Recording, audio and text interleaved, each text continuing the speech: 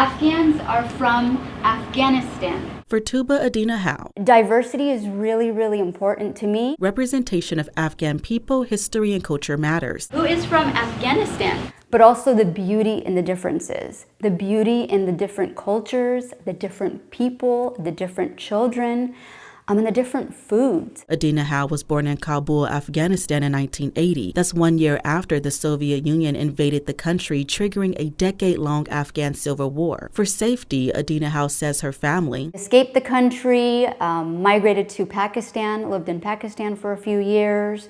And because we had family already in Northern California, we found ourselves in Alameda. Now she lives in Rockland. Adina Howe says she, along with her husband, want to make sure their children value diversity. And we are a family of 2 mixed races. My husband is Filipino, and I want my children to be proud that they are Filipino Afghan. That's why she wrote this Afghan children's book titled Me Mommy Mantu.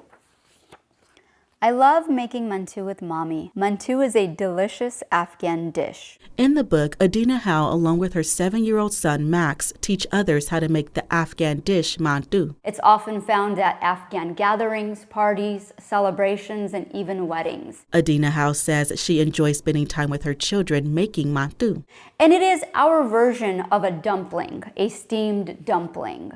You know, on the inside, there's ground beef, onions that's really cooked first and foremost, and then various seasonings. And then you have the actual dough that traditionally is made from scratch and then cut into square pieces and then filled and then wrapping it. After that, Adina Howe says the mantu is steamed, then it's served with chaka. It's the yogurt, sour cream, garlic, and then there's like a lentil tomato sauce that is put on top, and then nana, which is mint in Farsi.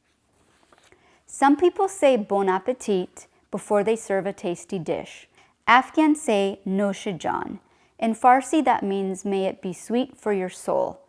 Noshe jaan. My intention is to hopefully write 2 more books, 1 for each kid, surrounding the Afghan culture. One of my other intentions was also to shed a positive light on Afghans.